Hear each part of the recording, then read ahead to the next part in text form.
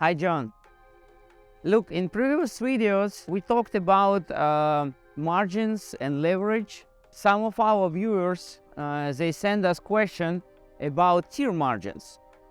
Some of the brokers, and especially liquidity providers, they apply and they use this terminology, tiers margin approach.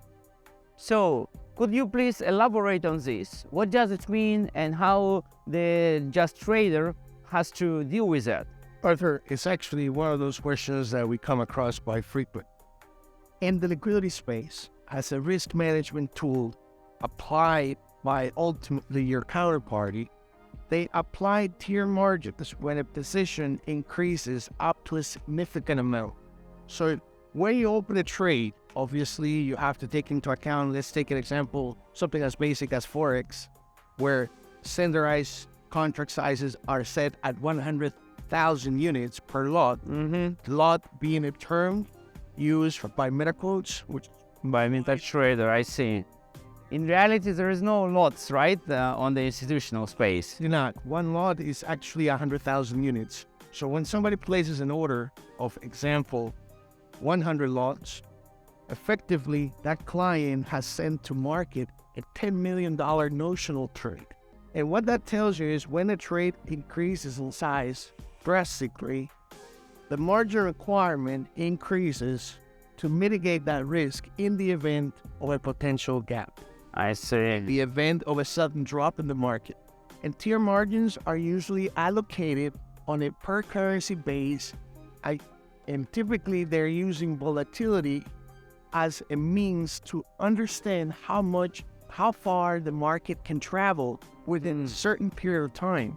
And therefore, they apply tier margins to mitigate that risk in the eventuality of something taking place. I'll give you an example. ZAR, South African Rand, it's a very volatile currency.